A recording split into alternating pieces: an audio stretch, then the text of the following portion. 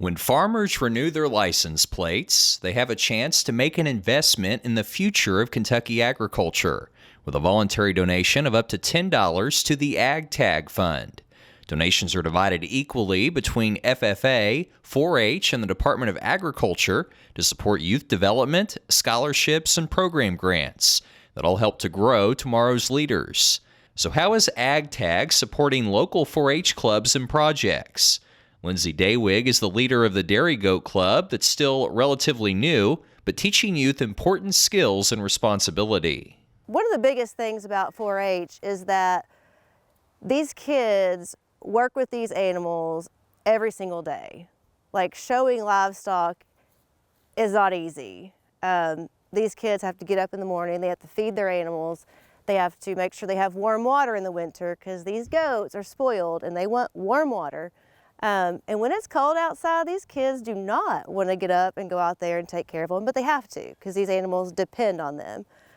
So it teaches them a lot of responsibility. They have to not only feed and water their goats, but they have to take care of them medically. So if they're sick, they need to either try to get them medicine or take them to the vet. Also, a lot of these families in our 4-H club, they teach their kids how to be financially smart. So, you know, how much this stuff costs for these goats, you know, the feed, the medical bills, all that.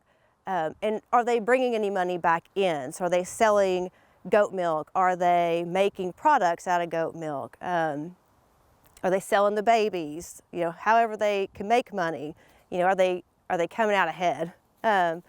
So not only do they have to work hard taking care of the animals, but to show them, get them show ready. I mean, there's a lot of work behind that. We have to trim them before a show. We shave them, trim them, taking care of their hooves. Also teaching them how to behave, how to walk on a lead, how to be led around. And animals have a mind of their own. So even though you work really hard with them, sometimes they're just going to be ornery. But the more you work with them, the better they get, and the easier they are to handle, and they'll show well. My name is Allison Dewig, and I like to show goats because you get to have experience with, you get to get more attached with your animal, and you get to set goals and try to achieve them. This is Jack, and he is a Nigerian dwarf. He's a dairy goat, and this is the boy, so we can't use him for milk, but he's just a really good pet.